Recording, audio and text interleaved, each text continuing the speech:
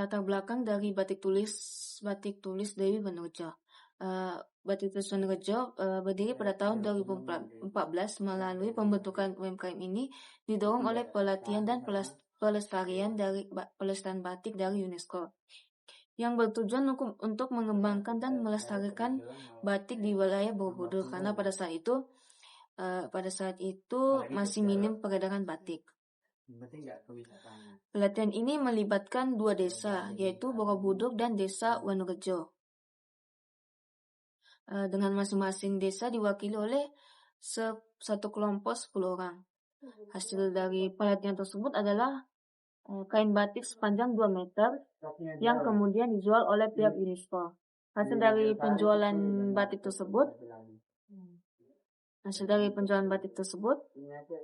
dikembalikan kepada kelompok tersebut untuk dijadikan modal usaha yang kemudian diputarkan untuk mengembangkan UMKM batik.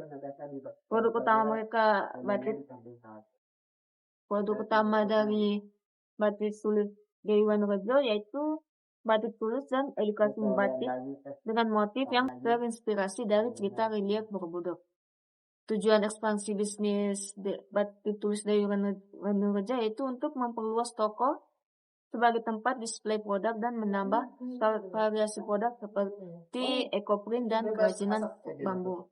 Untuk SDM dan SDA dari batik Dewi Wanurejo, SDM dari UMKM batik tulis Dewi Wanurejo adalah para pembatik di desa Wanurejo memiliki keterampilan khusus dalam membuat batik tulis yang terinspirasi dari cerita relief Borobudur.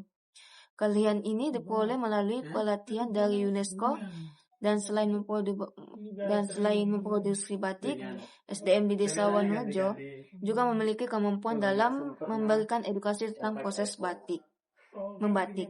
Ini menambah nilai tambah dan daya tarik bagi wisatawan dan peserta edukasi. Dan SDA dari UMKM batik itu sendiri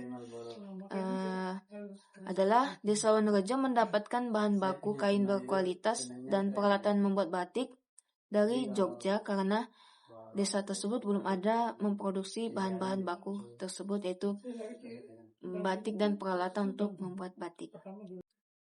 Cara ekspansi termasuk penyesuaian budaya, membuat relasi, mengamati peluang dan risiko, pengalaman gagal atau kendala kita. Dalam penyesuaian budaya UMKM tersebut, mengatakan edukasi pelatihan batik, mereka mengadakan pelatihan batik bagi para tamu yang datang dari berbagai negara untuk memastikan mereka memahami teknik dan filosofi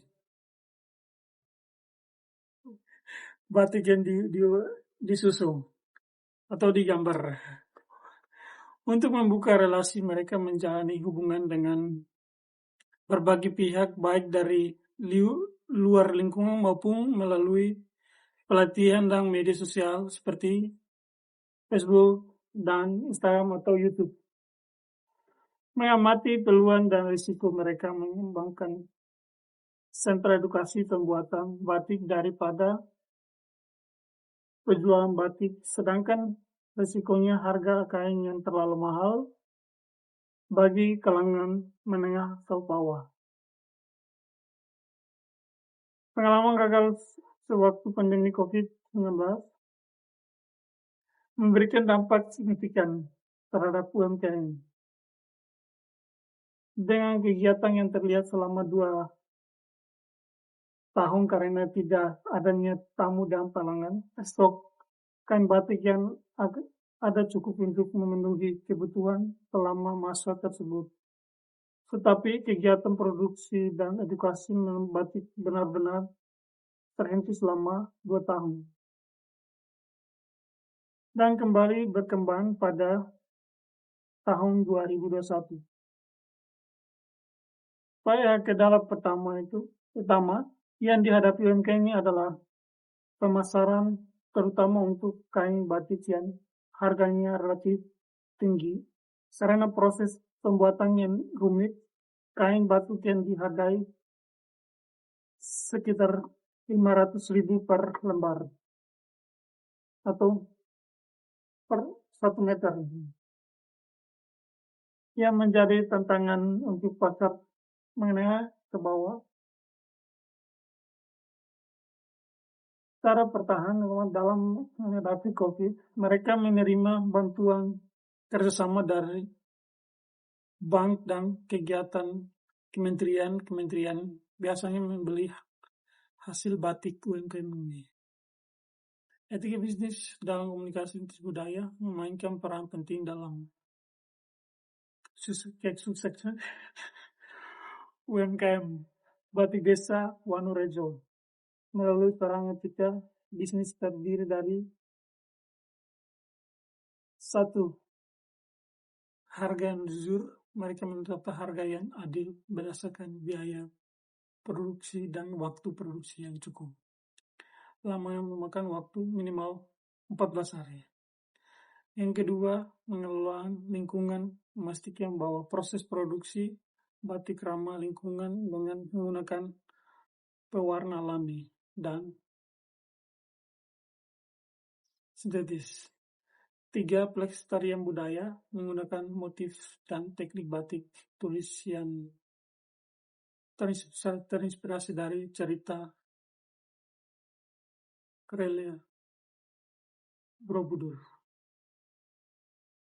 Selanjutnya, komunikasi lintas budaya meliputi 2. Edukasi tentang budaya batik, memberikan informasi dan edukasi kepada konsumen internasional tentang nilai dan cerita di balik motif batik yang dibuat.